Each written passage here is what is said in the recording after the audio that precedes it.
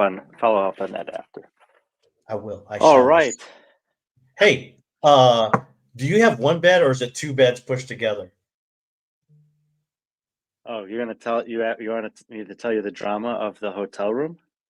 No, I'm just asking what type of room you have because I'm saying, is it one bed No, or this is a double. No, this is a double.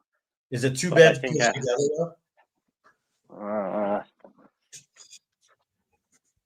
yep. But one mattress, 2 box springs, 1 mattress. Yeah. Okay. Yeah. Okay. I'm just checking because I asked for a queen size, but I know how it is in what's it called in Oslo. Right. Yeah, it's kind of Because it's you're the gonna whole. be in this hotel. Yeah, I'll be at that. So the hotel's right Now across. I see why you're asking. It's like Yeah, yeah. it's like a 7-minute walk. You have to go. There's like an underpass, but it's But easy commute. do you have what view do you have? Do you have the like water view or the park view? I'm I only don't know. asking. I only have the. I'm only asking because I actually almost stayed at that hotel last time I was in Oslo, and now it's just funny that it's there. And I wish I would have stayed there last time because if I was there last time, it's like you said, it's about a 7-minute walk from the venue, and that's where Morgan Wallen was playing. I would have been more compelled to just go to that concert when I was in town. But anyways, hey Melanie, how you doing? Don't mind us. We're just talking about hotel rooms. But the reason why we're talking about hotel rooms is because you are back on the road again. Before we get, I am on the road. I did travel today, but I just wanted to start off the show by just expressing some gratitudes.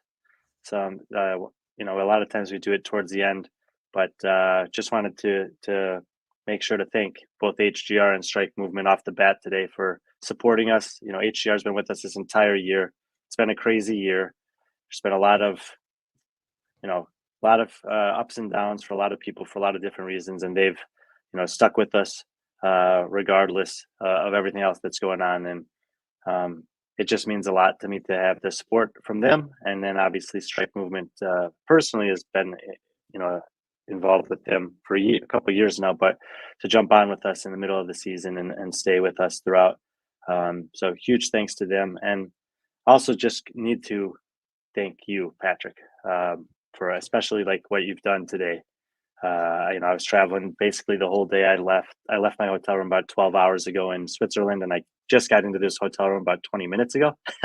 Now, there's a lot of other things that happened in between, but we decided to do this show late. The Instagram post, getting the article up, scheduling this, like all those little details. Thank you.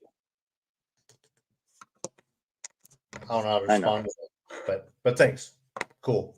All right. So now we got that out of the way. So Brian is on the road. Obviously, we've talked about the Euro trip, the World Tour. It's something we've done the last 2 years. This is the second year of the World Tour. Melanie, don't get me started, Melanie. That's why I'm on something now. But yeah. But the cool thing about the World Tour is that we know that you span the globe to do this. But I think this is like, and I think you've learned a lot of lessons from your first World Tour in terms of how to schedule and being more deliberate in what events you choose to go to. And for you to pick up, not many people could just pick up their life. Well, I know this is your life for 4 weeks and just go to Europe and basically live out of a suitcase. Especially since, you really still haven't unpacked your move from Charlotte yet, or, you're still trying to figure that out. But there's been some frustrations obviously involved, and we'll talk about that when we actually break down the tour and what it consists of. But let's talk about why you're in Oslo. We kind of hinted on this last week, or actually on Saturday when we had Roger and Phil on, where by the way, we had over 1,000 people like kind of tune in and watch our show, because we're releasing the workouts. So that's one reason why I like doing this, because we gain a new audience, and that was kind of like a new audience that we had, international audience. But that's why you're there. You're in Oslo right now. Why are you in Oslo? Yeah, this will be the third competition over the last 2 seasons that I've been able to be a part of in some capacity that Roger and his team is putting on. They put on at least 5 annually in Sweden and Norway, and the big one on the calendar is the Oslo Throwdown. You mentioned that there were over 1,000 people who viewed that podcast. There's going to be over 1,200, close to 1,300 athletes coming to the Unity Arena. I just came over from there. It is, like you said, a venue that hosts the likes of Morgan Wallen. In the history of its existence, 2 Norwegian athletes or Norwegian performers have managed to sell out that arena. It's a huge space. So for them to get that for this event, it's a massive undertaking. And I went to Halmstad last year, competed and covered it a little bit on our tour. And then this summer I was in Oslo for a different flavor of competition that happens in Norway with about a third of the athletes. But this is the one that I always wanted to get to. When Roger and I were laying out the year, this is the one that he's like, dude, you need to be here. So I'll be able to be on the broadcast with Magnus Ullern, who is one of the leading people in all of Scandinavia when it comes to knowledge of the athletes, and have a chance to help him basically with the broadcast, because it's going to be a live stream. It's primarily for the athletes, right? It's a live stream that will cover the main stage of competition for both days, Saturday and Sunday, the whole day, with very hopefully small breaks to go to the side stage or the second stage, which is not a small stage, to catch up with the elite teams of 2 division, which from like the global perspective, these are the athletes that, people who would be checking in from anywhere outside of Scandinavia would recognize. There was no qualifier for this division. There was basically an application process. All of the athletes competing in this division have credentials or pedigree that warrant their inclusion in it. I've been prepping the notes and the stuff for that division this week, and it's a pretty impressive group of athletes. I actually ran into one of the teams an hour or so ago and was talking to them a little bit, and they were just excited about the depth of the field. It's a relatively small field, but it's a relatively strong field. Yeah, and that's the main reason why we're on. Like last week, we previewed the workouts. This week, we actually wanted to preview the athletes and talk about that. And obviously, the big deal on that is there is multiple individual divisions, but there's also multiple team divisions. But let's start with the team division, because that seems to be what everyone. That's going to be the bulk of the names that you'll recognize and talk about. I mean, when you see this list of names, obviously, it doesn't really tell you much, because obviously it's the athletes that are involved. So it's mixed pairs, male and female. What? Go ahead. Do you want to pull up the document that shows the teammates? Oh yeah, I forgot about that. Shoot, let me see if I can find. Search in ask me a question and then search in Google Drive for Oslo Throwdown Elite pairs. Okay, I'm pulling it up now. Yeah, I mean, just right off the bat, what stands out to you in terms of the elite teams? Well, there are several athletes in this field that qualified for the CrossFit Games with teams this summer, but not all of them participated in the games because of what happened on day one, and some of the European athletes in particular that made some choices to not participate. There's others that participated, but they didn't really necessarily look like themselves. And the other thing that I think really stands out, which isn't necessarily about the athletes, is just the nature of this competition. It's a different style of programming and competition to get 1,200 athletes, 1,300 athletes through 2 days of competition than it is for a semifinal or games, where it's a much more targeted, smaller group that you can, do a much broader array of tests with. If you are from Europe, if you do follow the team competition there, you're going to recognize a lot of these athletes, or at least the credentials when I start to tell you about them. But I would say on paper, the favorites are the 2 teams from CrossFit Prestanda who won the European semifinal this year. If you go to the way bottom of the screen, there's Lisa Anderson and Victor Langsved. And if you scroll over to the far column, I don't know how much it'll show on there, Victor Langsved has a litany of accomplishments as an athlete in this sport. He was at regionals every year from 2014 to 2018. He's been top 100 in the Open 3 times, top 200 5 consecutive years, from 15 to 20.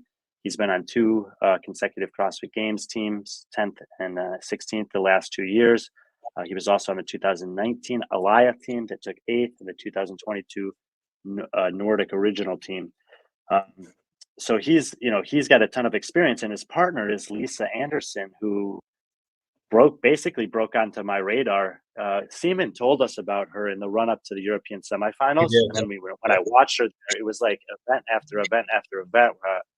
What he basically said is, she's been getting so good in training that we can't ignore her. We have to have her on the team, and everything that we saw affirmed that en route to a semifinal win. Now they kind of underperformed at the games, but I think everyone understands that there were aspects of competing at the games this year that were different than what they might be in a normal year. So not entirely sure what their actual potential as the team was, but this team has an extremely experienced veteran that's still really, really good, with a very exciting female athlete on their team. And even though it's only a two-person competition, definitely having an electric female athlete on the team is an advantage.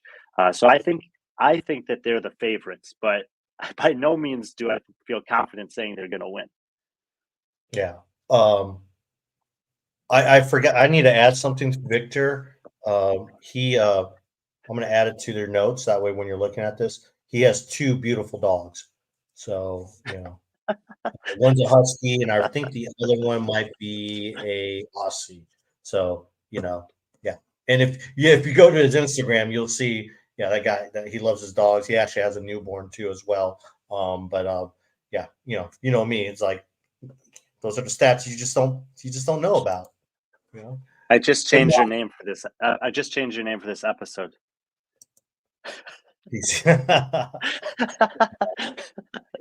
yeah, um, the handle. the But no, I totally agree with you. Victor is someone that obviously, um, he's an OG.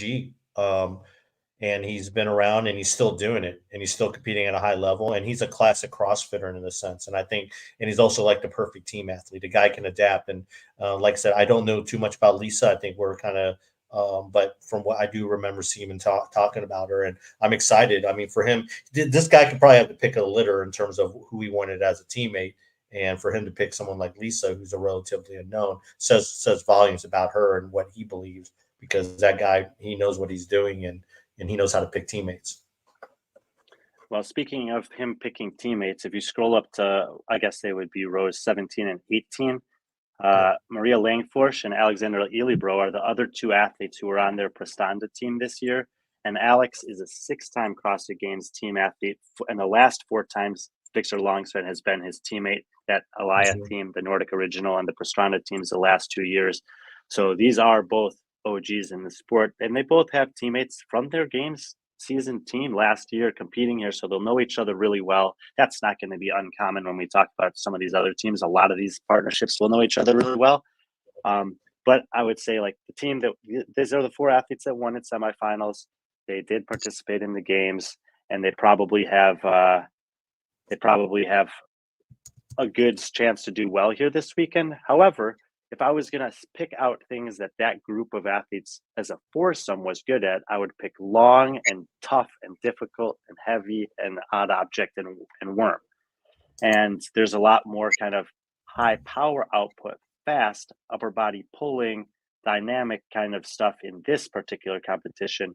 I was speaking with Phil Hesketh today. He's the programmer, as you mentioned. We had him on briefly last weekend to kind of preview his thoughts behind it. And he has to consider the logistics of the entire weekend. He said, this is not a CrossFit Games that I'm programming for.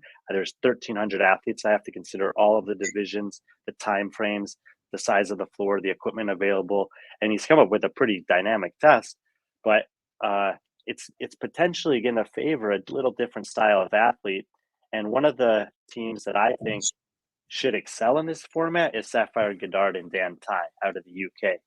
So maybe the next two teams we can talk about are the two teams from the UK. Dan is he's a pit bull of an athlete. If you followed Wild on the Lock this summer, you'll have seen him have some absolute home runs, and then you'll also have seen him have some kind of nightmare finishes on the longer, grindier stuff. But when it came to cycling that strongman log for reps, it's worth it to look it up on his Instagram, or maybe it's on mine somewhere to see. It's really, really impressive. And they have a couple workouts where he'll be able to flex those kind of skills that he has in abundance. Additionally, I would say on paper, Sapphire has been better than him in the past couple of years, despite the fact Yes. that she got injured. You did. She has 2 top 100 open finishes in 2022 and this year in 2024 following that injury. And she had 2 semifinal appearances on her own, taking 25th at German Throwdown online in 2021 and 23rd at Lowlands Throwdown in person in 2022. And I think that she'll be able to match him for a lot of that stuff. They've been kind of traveling a lot together. They have a really strong relationship in and out of competition, just in life in general. And I just recently found out, since we're throwing out these tidbits that have nothing to do with their performance on the floor, that he's a pianist. If you check Sapphire's stories over the last couple of days, he was playing the piano, and I didn't know he had that talent either. So multi-talented, Dan Ty. What do you mean nothing to do with their performances? But he can play the piano? Yeah, that's definitely something. That's hand-eye coordination. Being He's able to comfortable in adapt. front of a crowd. Yeah, exactly. He's multi-talented. These two right here, they're just great people just to know. We've got to know them. I actually got to meet both of them in Dubai last year, and Sapphire was obviously hurt, but just like the way she just talks and supports them, and then they're just good people. And like I said, we talk about our world tour. They've been on kind of a world tour themselves, and I think it's one of those things where, yeah, they just to see them. I mean, what better teammate to have than your partner, especially someone that knows that they know each other in and out, and they're not afraid of that too. They're not afraid to just because they're partners that they don't want to partner up in actual competition. I think they prefer that. But it's cool to see Sapphire. She's obviously, like you said, on paper, she has outperformed them in certain things. But I think having them both on the team, they'll just level up. I did want to mention we forgot to bring it up. It was in your notes about that Prestanda team, and we previewed both of their team. That was a team that I don't think either one of us picked the podium at the semifinal, and they won the semifinal. Like, it's a very stacked field of teams, so it tells you the level of the quality of athletes they had on that team. And even if you're having a 2-man competition, you split up the team, it should still be a powerful team. I think that's why you kind of have them kind of like 1 and 2 in your initial list there. Who else? You mentioned the UK There's team. another, The second, yeah. yes, there's another team from the UK. They are part of, they're listed as AOD Fitness is their team name here. They've been on teams together for the last 4 years at semifinals. They've had 3 top 10 finishes. However, this year they finished 10th, and there was only 8 teams taken from the games. Harry Keane and Helen Nutter. And Harry actually had his career best open finish last year. He was the top 100 in Europe. He's never participated in the individual quarterfinals, but is a kind of tried and true team athlete. Again, this is a pair that knows each other really well, trains together, competes together. They had a good season, just that Europe only got 8 teams this year, which seems criminal when you know how good the teams are in Europe, and they're the kind of some of those people that end up paying the price for that.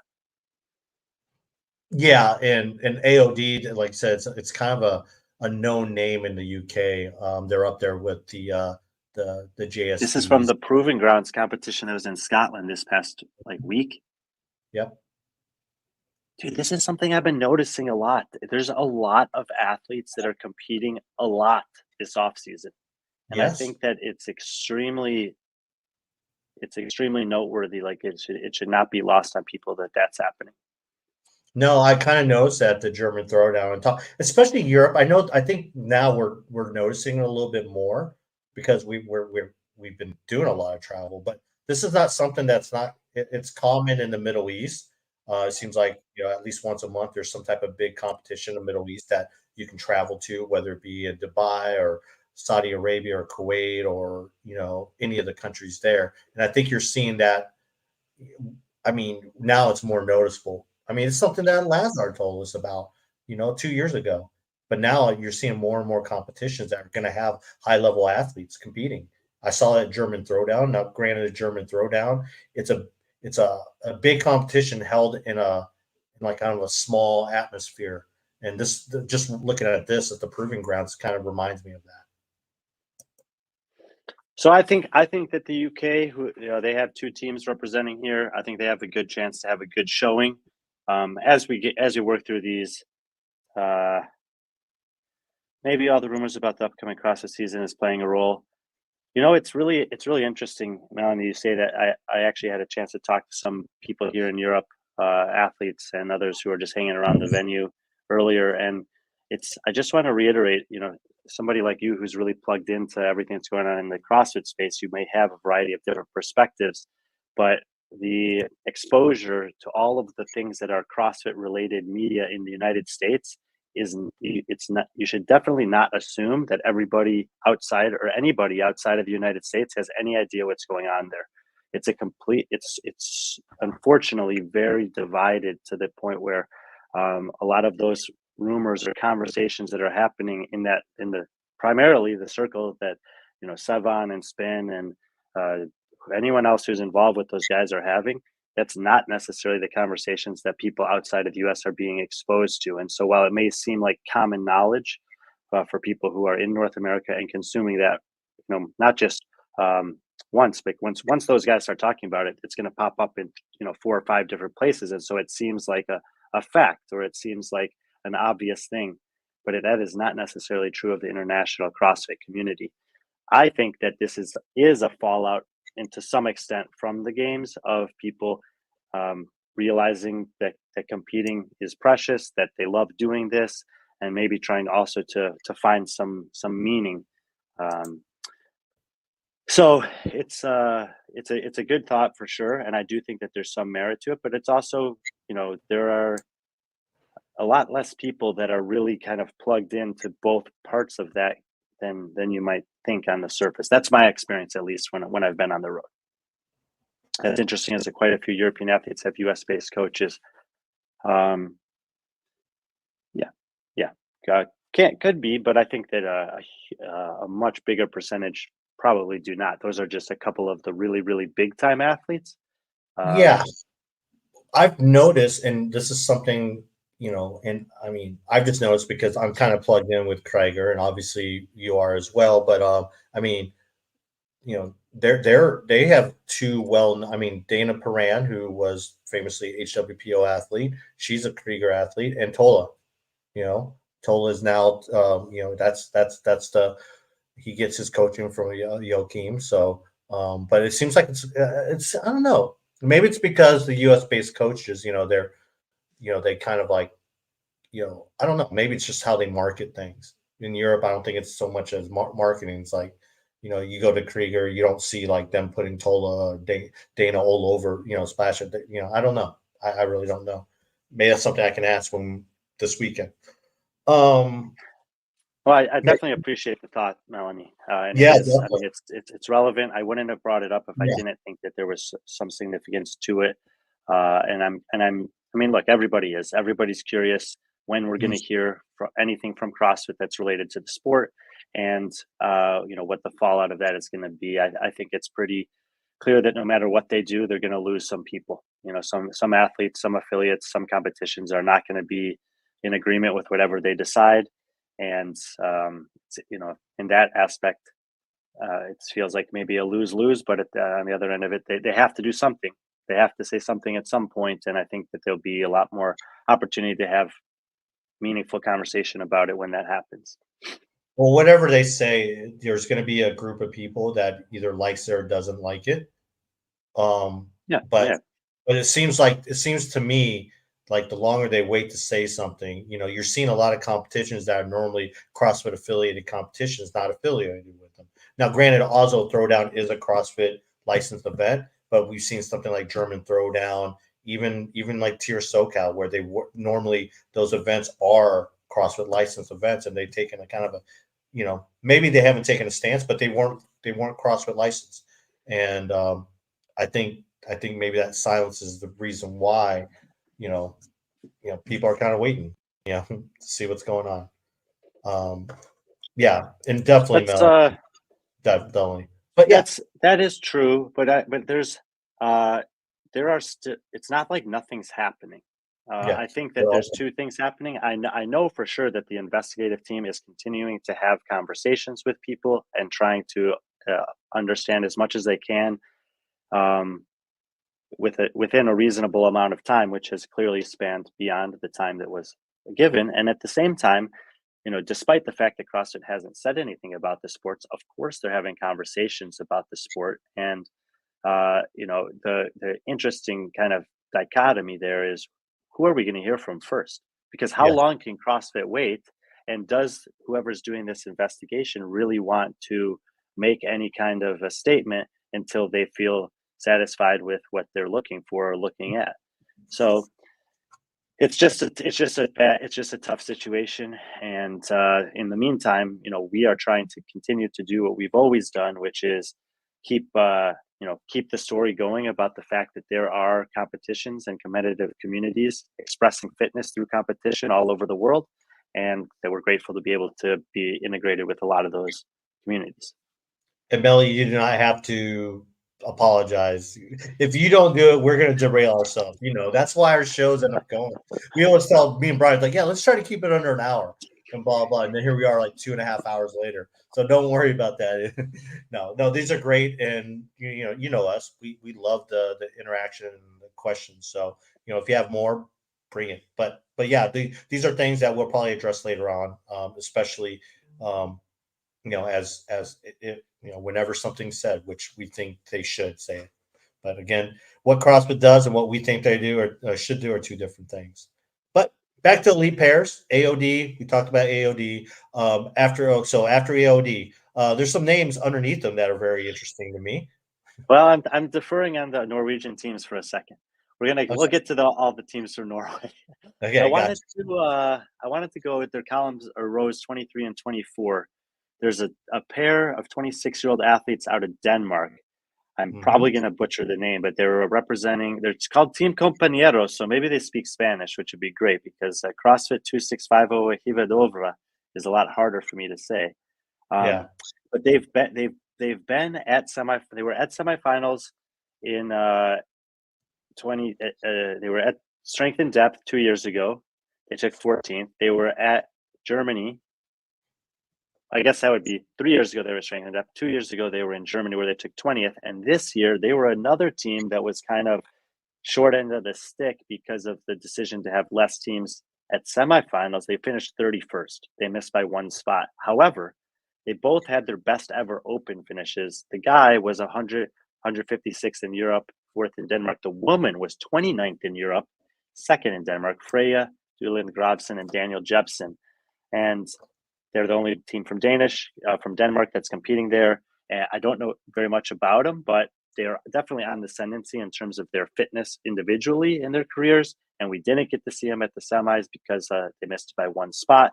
So this may be an opportunity for them to come and kind of make a statement on behalf of, there's some other teams from Denmark that did very well this year, but on behalf of their team, their affiliate, their community, in an environment that is very much like, if they have a good showing here, that's a really big statement for them, because there's a lot of solid teams like we're going through. Yeah, it looks like they did a full team competition just 3 weeks ago at the MVMNT Throwdown. So Mayan Throwdown in France is actually Feliz works with them, with Kyra Scoring, and that we did the Summit Games with. And he was telling me about that competition. Apparently it's a really well-run competition in France. It looks like it. It looks like just the venue. Again, here we are 3 weeks later, and they're doing another competition. So what Melanie was saying about, seems like a lot more athletes are. I think the sport, and this is something we could talk about later on in a different show, but I think an athlete, for them to truly be professionals, especially at this certain level, whether you're a semifinal athlete, I think you can make a career out if you do a competition once a month, and still be a high level athlete. And you're only going to get better from doing it. But Lazar and Freya, not Freya, but Freyova are prime examples of that. Luca is a prime example of that. Someone like but no, even that year that Danny Spiegel went on tour and did a half dozen competitions. Exactly. She did. And then there's a bunch of athletes that kind of just built their way into doing that. And the best way to be a better competitor is compete. And that's why I tell a lot of the athletes that are, especially a lot of younger athletes. I mean, I think a more recent person would be someone like Kyra Milligan. came one from team. She wanted to go individual, so she did a bunch of individual competitions. That included road, that included Dubai, that included some other competitions as well. And like you see that pay off in terms of it's the best way to do it. But yeah, this is a very interesting team. Definitely one to keep an eye out from. It will be interesting to see if they do speak Spanish. I'll ask them why that's their team name. You should say first thing you say is hola. Just say hola to them. And ¿Cómo estás? There are 2 other purely Swedish teams that I wanted to highlight before we get to the Norwegian teams. One of them is up towards the top, CrossFit Holistic. Ylva Stalnake and Marcus Eriksson. I don't know too much about Ylva, but she's been to the games 2 times, 2021, and then this year. Eriksson was on both of those teams. She was top 80 in the European quarterfinals both years that she participated in them, 2021 and 2023. So she clearly has some legit credentials, both as a team and an individual athlete. I did find out from someone on site today that ring muscle-ups are apparently a weakness for her, so we'll see. And yeah, Marcus Eriksson, he is a beast. He is super strong. He was 23rd. I don't remember if this is worldwide or in Europe, but on the other toe. Wrong, Marcus Eriksson. No, it's not. He was the NASCAR driver? No, dude, this is not the NASCAR driver. Oh, okay. Yeah. There's 2. Yes, there is a Marcus Eriksson that's a NASCAR driver. This is not him. Okay, a second. But he is. He was 23rd on the other total at 2022 quarterfinals, 54th on the Forward Max Front Squat in 2021. So a super strong athlete.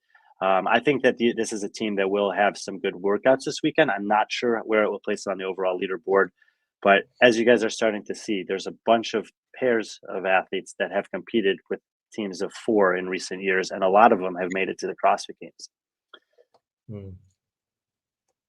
The other team from Sweden that I wanted to highlight is Antonia Falk-Kodolinski and Philip Lundqvist. They're down in rows 15 and 16. Antonia, she won the RX division of Wadapalooza a couple years ago. You may have heard us talk about that. And she's got 4 consecutive CrossFit Game team appearances. She was on the C23 program team that didn't compete this year after the first day. But she was 6th with Walleye last year, 9th with Nordic in 2021. And she's a really, really competitive team athlete. Philip Lundqvist basically hasn't competed since taking 26th at Lowlands semifinal in 2022. So it's kind of an intriguing team. He's only 26 years old. She's got a ton of experience. So those are definitely some other strong teams coming out of Sweden.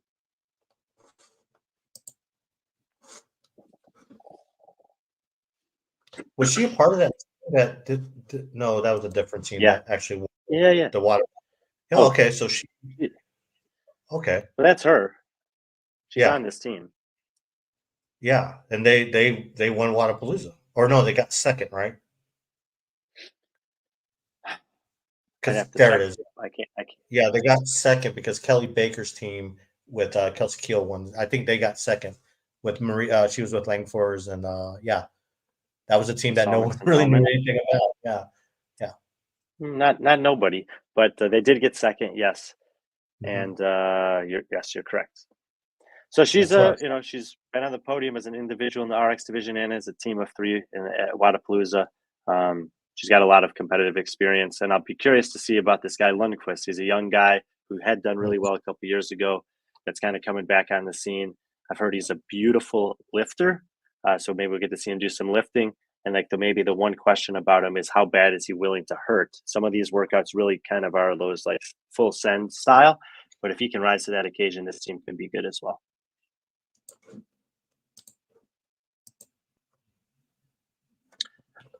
We can talk about some of the Norwegian teams now, because there's definitely some talent, obviously, when it comes to teams in Norway.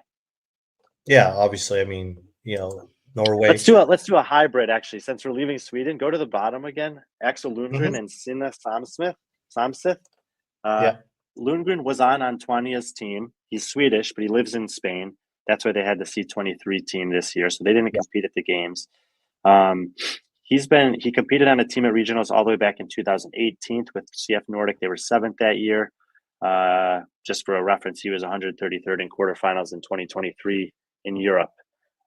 Younger guy, 26. Sinna is 24. She's been on 2 of the Krieger teams the last 2 years that did not make the games. Last year, their team was RBLS. They finished 13th. This year, it was Piga, and they finished 16th. She supposedly is very good, pretty strong, and a top 10 athlete during nationals for functional fitness in Norway at only 24 years old. So that's a Swedish and Norwegian combo. Maybe a good segue between those. Oh yeah, look at that! Look at that! That's good job. I was trying to figure out how I was going to do this because it's like there are a ton of good teams, and I felt like kind of the country breakdown would be a somewhat of an easy way to do it. Yeah. They're not. I mean, they have not competed together. They were on different teams this year, but I actually ran into them over at the venue, and they're pretty excited for some of these workouts. So they could be, and they're young, you know. So a couple of tough workouts on back-to-back days, maybe they got a chance. Yeah. Well, now that we've successfully made that transition from Sweden to Norway, let's just start on top. Who do you think is the best Norwegian team in this field? Ooh. Man, that's tough. I want to give the edge to Matilda and Henrik on that. Okay. I mean, obviously Matilda Garnis's resume is going to be the most well-known, other than Kristen Holte's of the athletes we talk about. She made the games in 2022 and 2023. She also was on a team this past year that got third at the games with the peak team. She's really good upper body puller. She's not the best squatter. There's a lot more pulling than there is squatting in this competition. And she's with Henrik, who's not just her boyfriend, but also a national team member for functional fitness. And he's competed at the games before on a team as well with Oslo Purple Red in 2022. I think they'll work really well together. You can see there's off-season experience there. Matilda won the IF3 Worlds, and Henrik got 8th in it. So these are I would say that's the team from Norway to beat.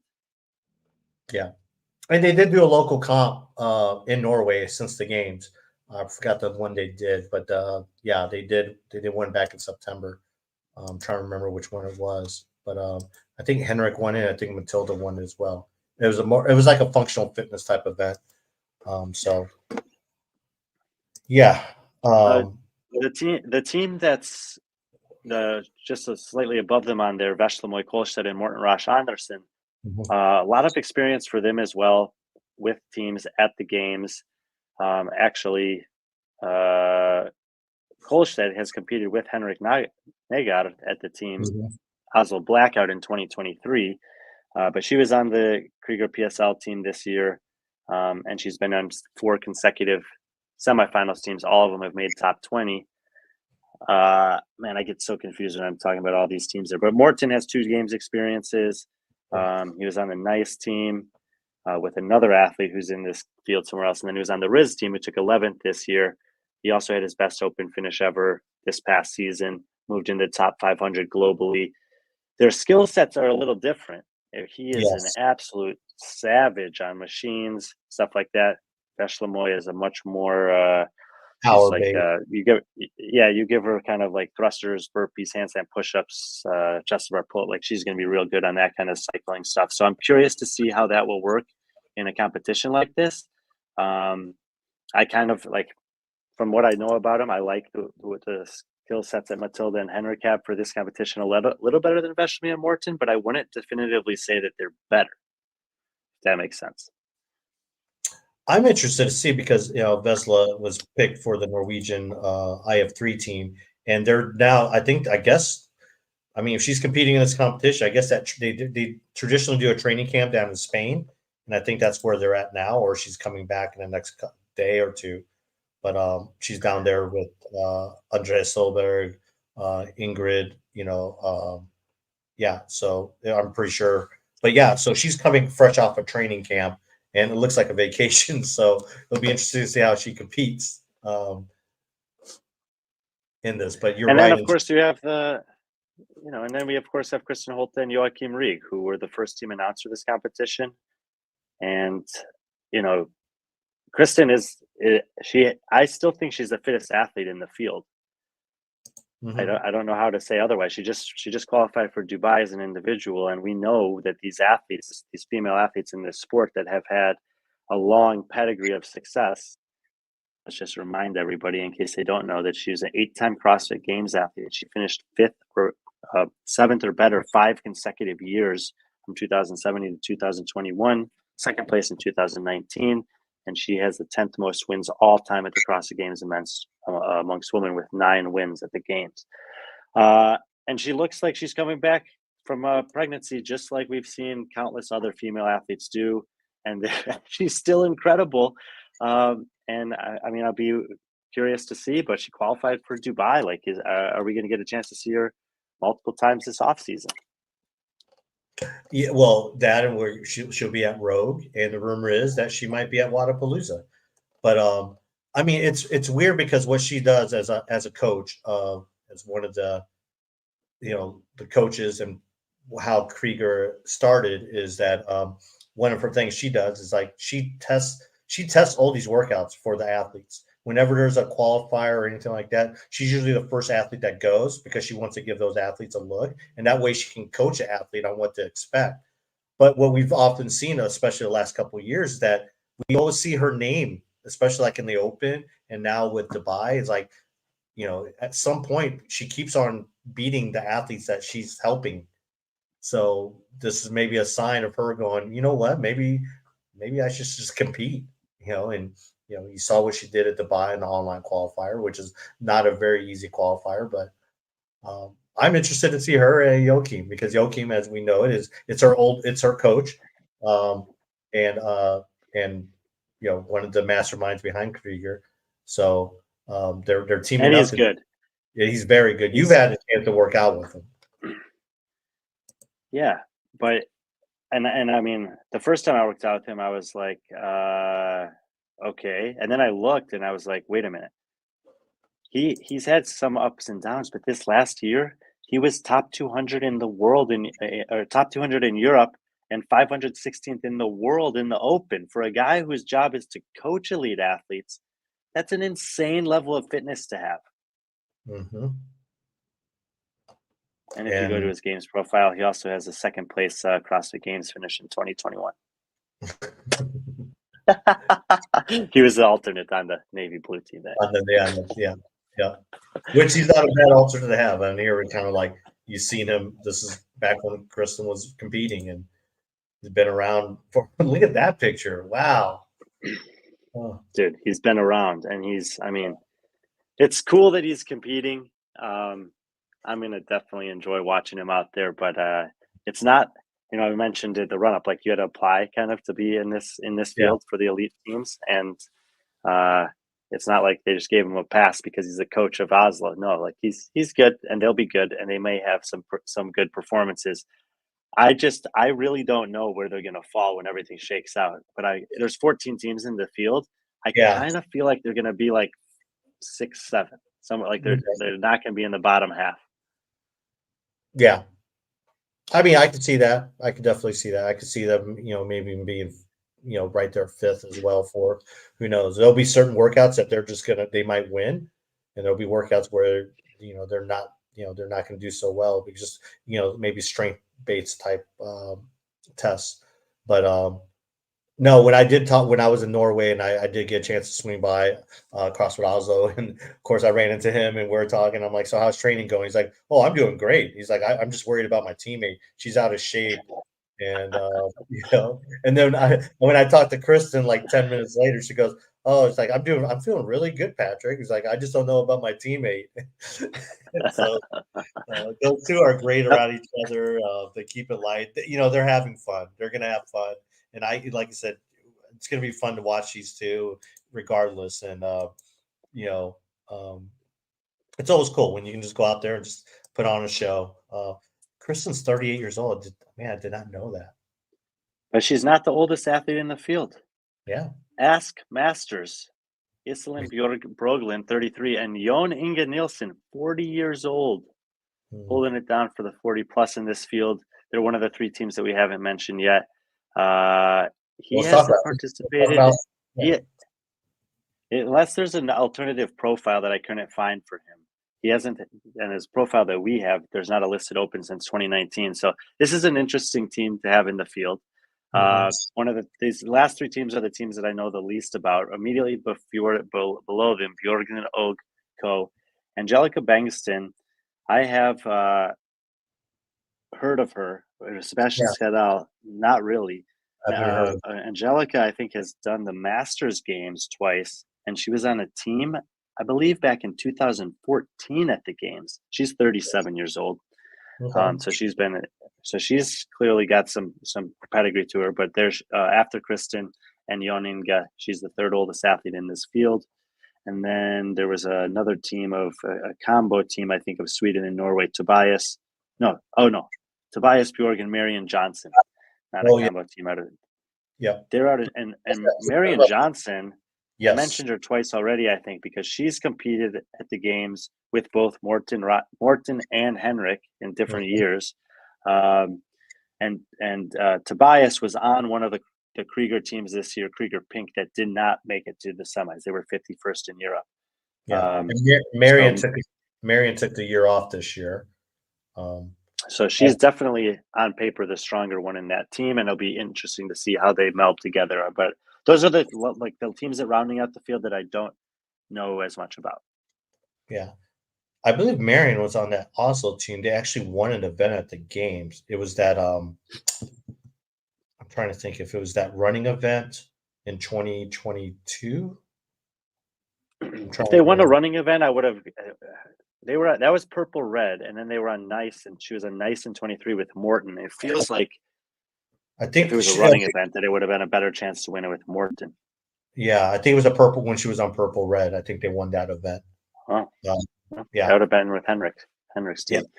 Yeah. But either way, I mean, we're getting down to teams that are like the quote unquote like the worst teams in the field potentially, and they have multiple games appearances for the female athletes. Like that's what we were saying. Like the field is pretty exciting. It's pretty stacked in terms of if you are a fan of Scandinavian CrossFit, you're going to know almost everyone on this field, especially the athletes from Norway and Sweden. We have a good team, a good up and coming team from Denmark, two teams from the UK. There's some throwback names in there. There's some up and coming names in there. There's some teams that were in the season last year and some teams that didn't compete despite having a pretty good pedigree at the game. So I think pretty much any way you slice it, it's a very exciting division that is kind of at the forefront of what is otherwise going to be just a massive community competition that's extremely well organized, extremely well run, and every single team that competes there will get at least some coverage on the broadcasts. So in all the divisions, which is pretty cool. Not very many competitions do that. Well, also what you're going to see is, and I'm really excited to see, is a lot of these athletes know each other. So that should make it fun too, in terms of, just the attitude on the competition floor. Like obviously having Kristen Holte out there, but you have a lot of athletes that they train together, they know each other. Oslo being one of those gyms where I think at some point all these athletes have kind of trained there at some point, or trained or dropped in at some point. So it'll make fun. I mean, I think you'll see a lot of just kind of like, I guess, just like subtle trash talk, fun trash talk, and I think that'll be fun. Look what I can do. Can you do better? Type things. So, it would be great to have like kind of cameras on them at the finish line. When as teams are finishing and they're interacting with each other as they're walking off the floor. If we can, hopefully we can capture some of those moments, because even maybe it's usually they're a lot more serious before they're going to compete. Yeah, there's you don't just have multiple CrossFit Games experiences on teams or as an individual unless you are super competitive in addition to being super fit. So when they're lining up there, like they're going to be looking left and right and saying, no, I'm beating everybody here. But after they finish, as we often see in the sport, you're going to see that camaraderie. You're just going to see they, giving each other a hard time. I got you on this one. We'll wait for the next one type of moment. So yeah, get your camera ready, PC. We shall. Yeah, sure. Why not? I will. Thank you. Well, like we alluded to earlier at the beginning of the show, this is just the first stop of what will be, multiple stops. I mean, multiple stops throughout the tour, and this is just kicking off the European leg, the first leg of the European leg, because we'll probably be making a couple more stops here too. But you wrote an article, put it up here recently or today, and like I said, the Oslo Throwdown kickstarts 8 weeks in 9 countries, 10 competitions to close out 2024 for B.Friendly. So if this is a story up there, what we included were links to the actual competitions, as well as the location, the times, and whether there'll be a live stream. If there is a live stream, we try to link there. For instance, the Bass Championships, which we'll be covering next week, will be streamed live. You can't say that. That's not the word championship. How do you say that word? I think it's chapaqueta. Chapaqueta. Okay, but it translates. It translates to championship. No, it's not. I thought it translated. You did look it up. I think Joe told me it was like a region or an area. Yeah, well, I mean, I saw a couple definitions, but one did say championship, so I went with that. Well, we're gonna be there next week. Yeah. Whatever it is. And then after that, which it's a pretty impressive field there in terms of European athletes. It's got quite a few. Like I said, we'll preview it next week. We have a pretty well-known person in the space, especially from Spain. If you follow the adaptive games, you'll recognize this guy. But is it Zabi? Is how you say his first name? Well, I ask him. I mean, I would just say Xavi, but ZXXABI. Yeah, but he'll be joining us. Yeah, he'll be joining us to preview the field there, which is, it's mainly just like most of these European countries when they host, you'll see a lot of athletes from that country there, but then you'll see a spattering of other athletes from other European countries. So we'll preview that next week. We have that show scheduled for next Tuesday, or Tuesday, not next Tuesday. Yeah. And then we move on to Rogue Invitational, where I'll meet up with you once again, and we'll have a media team as well. We'll have Fury and Marius helping us out down there at the Rogue Invitational. Yeah, we'll do some shows in the run up to Rogue. I've started to look more closely at the rosters now that it's getting close and they're finalized. And I mean, the women's field is obviously headlined by Tia and Laura finally getting a chance to kind of run it back after last year. And the men's field, I think we're gonna kind of get it's kind of unfortunate. Like Adler didn't compete at the games. They didn't have the defending champ. The Roman's injured, so we're not going to see him here. So we still haven't had like the full onslaught and slate. But this is as good of a rogue field of men as there's ever been. I think 1 through 20.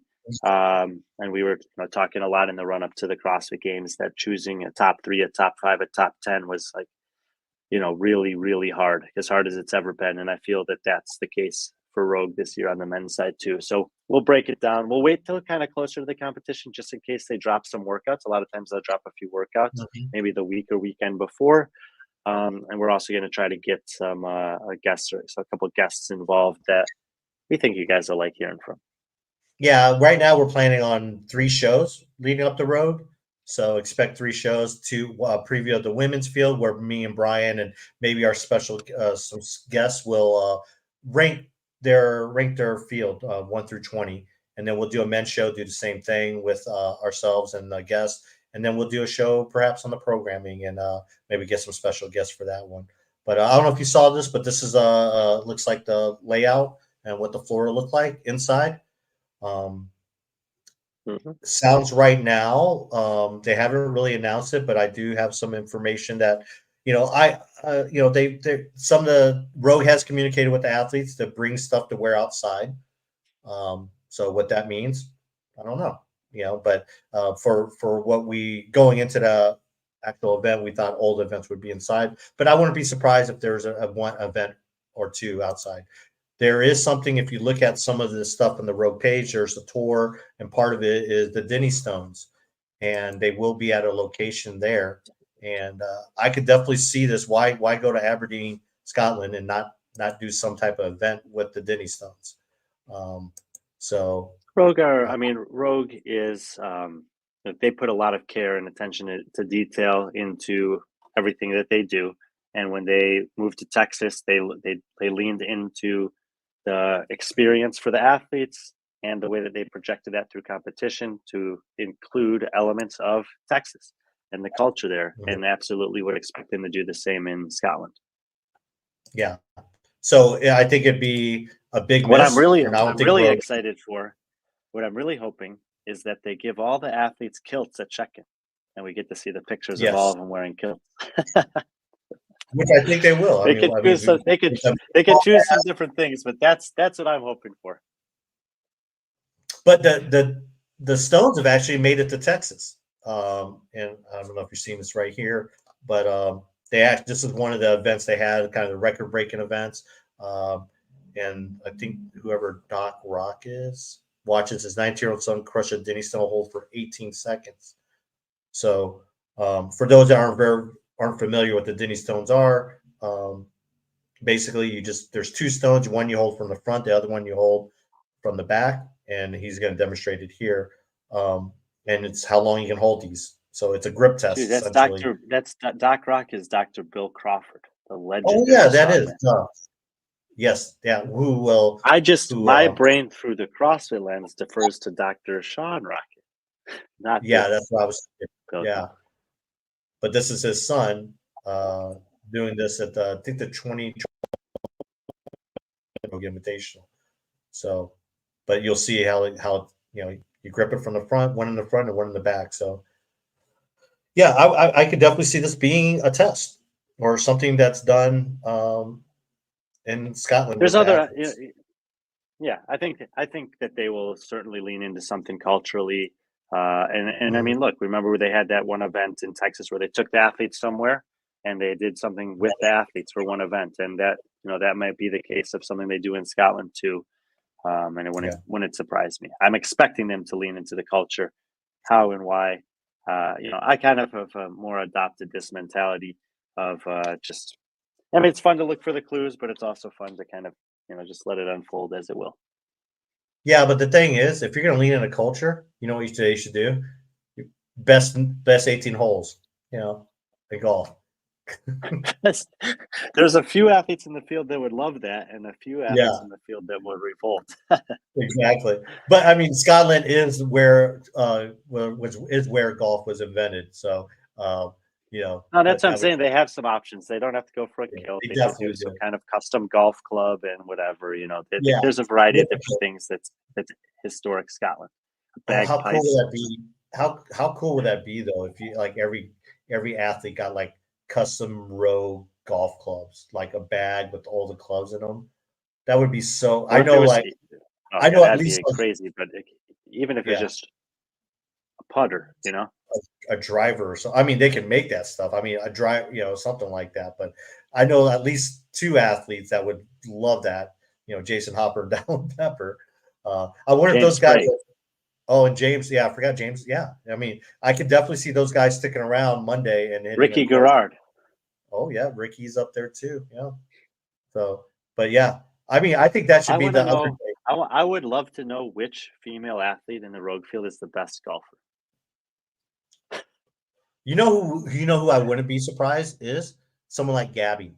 Gabby, who has a tennis background, played competitive tennis up until college. She had that hand-eye coordination. I could definitely see her being someone that picks up golf really quick. Yeah. Either way, Rogue is the third stop on this European tour for me. Patrick will be there as well, and then I'll wrap up this month in Europe by going to.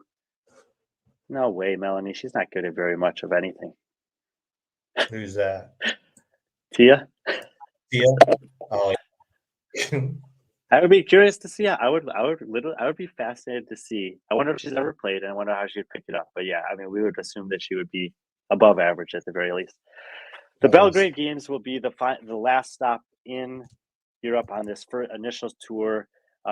We've been mentioning it a little bit. There's been more and more athletes that have been kind of signing up for it in the past week or two. It's going to be a really special event. We feel very privileged to have the opportunity to broadcast it. working with the competition organizers to show what we, as much as we can, about what they're doing there. There are several divisions competing. It's not just an elite division. We'll stream the elite divisions. We're going to try to stream some of the memorial stuff that they do on behalf of Lazar, which they've dedicated this competition to. And yeah, you can see some of the athletes there. So we'll obviously dig in more into these, but we have Oslo, Basque, Rogue, and Belgrade, 4 straight weeks in Europe for me, 4 straight weekends of European competition that starts this 2-month push to the end of the year. Yeah. And then it's back to the States for you, for us. Okay. Yeah, it's going to be a quick stop in the States, I guess, a little bit longer than I had thought potentially, but also a really, I think, a very kind of critical and cool stop on the tour for us. It's kind of a twofer. We will be streaming the elite division of the MBS Turkey Challenge, which most of you have probably not heard of if you're not from the Colorado area, but it's been existing there under some different leadership for a long time. And then Reps Ahead Pro 5, which I'll be doing the broadcast with Andrew Hiller. And we've got a tournament format this time, semifinal matches on Saturday, third place matches and championship matches on Sunday, money on the line in every match. The rosters have been announced, the workouts have been announced. So now all that's left is to get into the ring and duke it out. Did you see this? Did you see the venue? Oh, I have seen the venue. Yes. Yeah, this is really cool.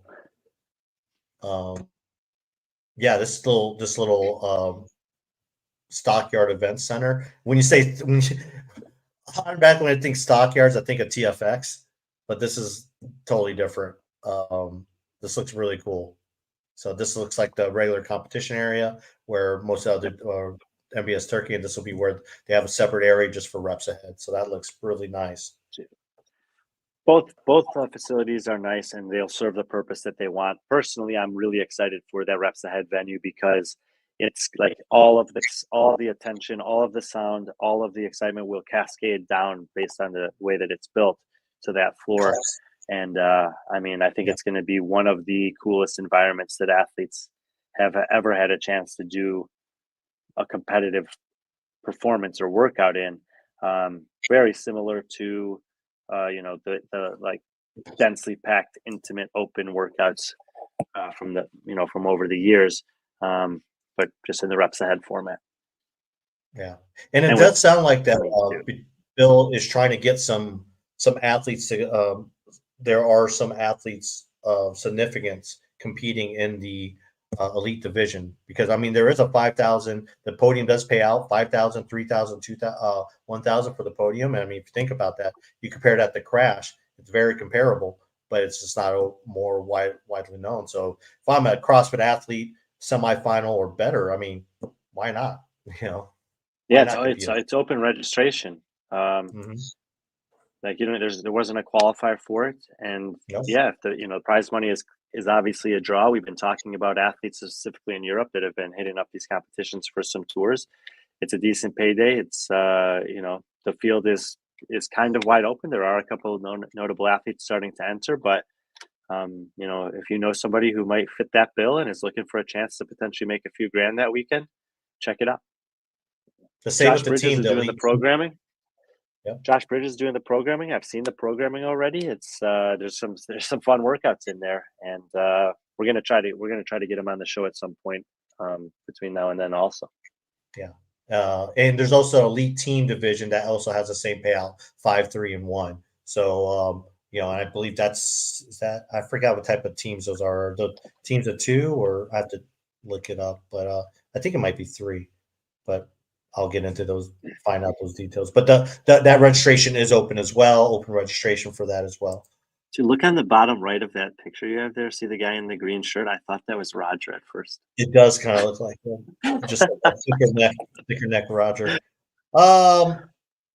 Then this is where the part originally you were going to leave Colorado and head to Shanghai, China, but because of just the time crunch and the difficulties, not the difficulties, but the timeline to get. Basically, just because I'm never in one place for long enough, and I moved, that I just couldn't leave my passport. I couldn't get the driver's license, and then also leave my passport for a long enough period of time to make it work this year with the notice that I had in this travel schedule. So we're unfortunately have to put Asia Fitness Championships on hold for another year, but we will be paying attention to what Max and Carrie are doing there. It's an incredible community of competitive fitness that they've built and harnessed over the last several years.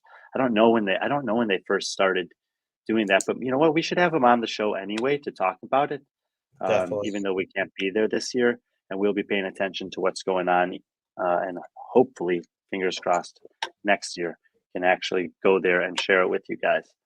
Yeah, definitely. Because I know this year I wouldn't be able to make it, but next year I will be able to make it. So I was fortunate to attend when it was a Asia CrossFit Championship back when it was a sanctional, and Carrie and they do a great job of holding events, and they've built a really big community. And coming out of the pandemic, they were able to get like over 2,000 people to show up for their first event back. So this year they're building up to be bigger and better, and hopefully next year with some build up we can get some athletes there, preferably from not just throughout Asia, Oceania, but even the US to come out there. But instead, it's back to kind of something that's been on our travel calendar for the last 2 or 3 years, is going back to Dubai. Yeah, it'll be my 4th time in Dubai, 2019, 22, 23, and now 24. This will be the 3rd time I'm doing the broadcast. Really excited for you guys to find out who I'll be doing it with. I'll let Saud handle the announcements for that, as he's also rolling out all the athletes announcements. There's tons of athletes that qualified that we know are going to be there that haven't been announced yet, but it's kind of fun the way he's doing it. This person's in, this person's in, this person's in. There will be some U.S. representation, I believe, in the field, but it's primarily a European. There's some Australian athletes that qualified that will hopefully be there. And even though I know, this is a good example. I don't know if Melanie's still here and listening, but just like there are people in Europe that don't necessarily know what's going on with the media that's being advertised in the U.S., Peter Coffee Pods and Wads put this thing out today about who the hell is this guy? Well, we already talked about who that guy is that got that invite and why he got that invite to Dubai, and that there's some Middle Eastern representation there also. So basically, as Dubai Fitness Championship always is, there's a group of athletes from all over the world that will come there to compete for what is arguably the second biggest prize purse for an elite individual and female division that they can win in the off season. Obviously, well behind Rogue, but on par with Wadapalooza. Mm-hmm. Yeah, but during that same time, this will be one of the few times. Have we done the double coverage? Me and you? I don't think we have. So where was I? Yes. Well, you were in German Throwdown when I was in Utah, right? That's right. Yep. But so both of these weeks, we're going to basically divide and conquer. Last year, FitFest and Dubai Fitness Championship were on the same week, and we sent Nico Rono there to get some content for us. So we were kind of flirting with that. This year, Patrick's planning to go to the UK for FitFest while I'm in Dubai, and therefore we'll be able to. There's going to be a great host of athletes there as well. Yeah, and they're announcing. I think they just announced Fee and Nick Matthew and Yona as well. So that's FitFest, and then that goes. You'll leave Dubai and you head to Milan, Italy. So you're going to be heading west on your way back home for holidays. Second year Fall Series Throwdown. Got a chance to go there on the way back from Dubai last year. Running it back with those guys. This is, I believe, the oldest or longest running competition in Italy. There's lots of long-standing and good competitions in Italy, but it's been really nice to partner up with them once again. And that will be, for me, that'll be the last stop on the 2024 season, and probably the last competition that I cover until Wadapalooza in 2025. But same weekend, you're not taking a rest. No, I'm not. It's again divide and conquer. So that weekend is also the IF3 Functional Fitness World Championships in Budapest, Hungary. I will be attending that. I'm like this year, it looks pretty stacked. Looking at some of the teams, it seems like it's kind of like Grid made an announcement the other day that they're adding another team to the Grid League in Houston. It seems like IF3. It seems like every month they're announcing a new country that's going to be represent the IF3 functional fitness, in IF3.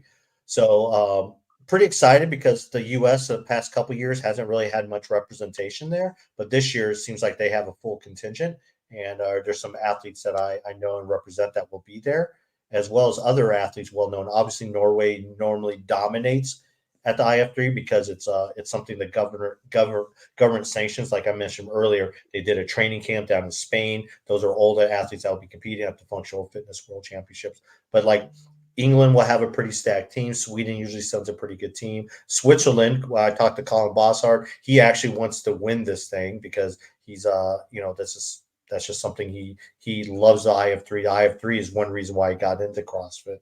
So yeah, I'm excited about that. Excited to talk to Gretchen about doing some coverage of that, and that'll take us through the holidays. I pretty much until we start up 2025. We have some miles sort up, yes. Yeah, Brian definitely does. I'm just taking advantage of me being, you hear it all often, and Brian will attest to this. Like once you're in Europe, it's so easy to travel and cheap to travel. So I'm taking advantage of that. Things like for me to go to all these locations, you're talking like $200, $300 round trip, you know, um, and it's like a direct flight from where I'm at in Frankfurt to Norway is a 2 hour flight, and it cost me $200 round trip. And I booked that literally this week, the week up. So, but that's typically how it is, and that's why it's like, I plan on hopefully getting to Belgrade, to Serbia, to because again, that's only an hour flight for me. So, um, Wow. I'm really excited about this. One thing I did want to talk about is like this weekend. I know Oslo Throwdown is going down, but I did want to recognize another competition that's going on this weekend. A competition that it's called the Double Trouble, and it's got some pretty decent teams competing in it too. Here we have basically Team Poland. For those who don't know, Braun and Julia. I think she's always competed as a teen athlete, and she's kind of been coming up in the Polish CrossFit Yeah, scene. she was on the Pamplona games that we covered last year. Yep. And I think she just missed qualifying for Dubai by 1 or 2 spots. Yeah, But she's a young athlete out of Poland. This is a good team. Yeah. And this is something Braun's done this. Braun's done this competition. I think he did it last year as well. I think he finished second to Lazar and Karen Freyova's team. And then you have this team, Reggie Foss and Taylor Howe. Taylor Howe is also qualified for Rogue, so Mm-hmm. getting a little team competition a couple of weeks prior to going up to Scotland. Yeah. And then here's another one, Tobias Fox and Lydia Bartow. I was able to see Lydia compete down at the German Throwdown, and Tobias is well known in there as well. I think Tobias was like one of the last guys in my top 200 worldwide rankings last year. Yeah. Here's a team that I'm rooting for, which it's fitting that you have two Norwegians that work out at Oslo coming down to do this competition. But this is a competition they've done together before. There are a couple, Victor Helsenhoff, who you know really well, and then of course Leah Storen, who seems to be about 80% recovered from a major reconstructive knee surgery. So they're a team that I'm going to keep an eye on.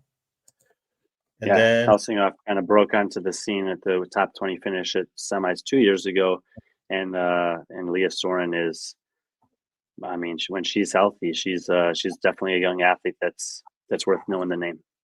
Yeah, and I'm contending that she's probably the best athlete in the world on her hands, probably, especially when it comes to handstand walking. Well, Andrea will contest you on that. Yes, sure. And then this team was just released 5 days ago. Colin Bossard. Yeah, Colin. There is Colin. There's Miriam van Roer, who obviously took the kind of world by storm last season, which had a couple of incredible online performances. And I kind of think they're the favorite. Yeah, I would think so as well. I think this is for Colin. This will be like 4 or 5 competitions for him this off season. And Miriam's done quite a few. I think she's done a couple weightlifting events as well. She's totally dedicated herself to CrossFit. She's not really worried too much about high rocks. She will do some high rocks pairs here and there, but as an individual high rocks athlete, I think she's finished with doing that and just concentrating on CrossFit. But yeah, this is a very good, interesting team that I think would, again, it would be the favorite, especially if there's body weight movements. And you're probably also looking at probably the 2 of the favorites for the IF3 World Championships as well. But yeah, that's going on this weekend as well. We'll have our eye on that. We talked about Rogue. We talked about, I think, am I missing anything? I think that's it. The primary focus was just to take a look at some of the athletes this week, and then also what's coming up over the next 2 months. It's going to be, and during that time, we know that there's going to be news coming out about the 2024 season and from CrossFit HQ, and that Rogue's going to steal the headlines along with that during the way. But it's important to us to reiterate that there are a ton of competitions and a ton of communities that are continuing to thrive, continuing to provide meaningful opportunities for the athletes outside of those couple big touch points per year. And as we were talking about earlier, that athletes are really gravitating to competition and to competing. And there's clearly been some conversation about what a potential alternative season could look like.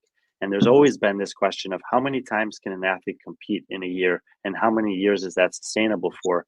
I don't know that we have the answer to that yet.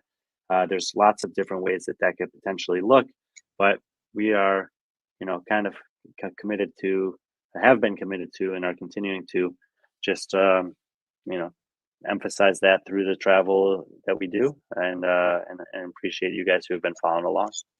Yeah. Brian, you brought this up at the beginning of the show. You mentioned strike movement, and I don't know, a lot of cool things been going on with strike lately, and kind of wanted to show you this here. Oh, no longer available. Yeah. Not that one. No. Oh, none of them are. What the hell? Did they remove all their stories? Day. It just says 1 day ago. Yeah. Oh. But isn't there not a post about these? Or are they not? There's a post. I wanted to show the video, but I'll go to the post. But yeah, so some new colorways in the strikes. You have Panterra Pink. I'm excited about that. And I'm actually, I saw it said Panterra Pink, but I just thought Pink Panther. Yeah, Pink Panther. And then there's a we'll talk about for you. Yeah. If you could choose, if they reached out to you and say, PC, you want the pinks or you want the blues? What are you taking? Oh man, they're so good. I'll probably go with the pinks. Yeah, you would. I would probably also, just because I already have a couple of shades of blue. But man, those blue are nice. They are nice. I still have that gift card. I reposted the blues, I think, and I got a ton of comments from people that were like, that colorway is sick. Yeah. You know what I love the color, but I almost kind of wish that there was some type of, like, you see the front of the shoe where they dipped in the paint, that was actually a part of the shoe. Like that was the design. If you made that kind of like a, I don't know, like a patent. Maybe next year. Yeah, but I really just like how. Well, yeah. I wonder, because they had the shoes we were looking at there that were kind of like the suede version. Yeah. Sways, what do they call? Maybe you could do a blend. Ooh, perhaps. But yeah, I just like that. I don't know, that's just really clean. But yeah, those 2 new colorways, you have Sky Blue and Panterra Pink. And then don't forget, Easy dropped his signature line, if you like the, black and gold with a little gum. So these are the new Easy Phantom Black and Gold gum. Yes. I think, where was the last time I saw him? I can't remember where we were, but he was telling me that he'd been working on these and he was really excited for them. So when they finally came out, I was pumped. Yeah. It might have been at the games, actually, when I spoke to him. I think that's when you mentioned, you said that was the last time you saw him or spoke to him.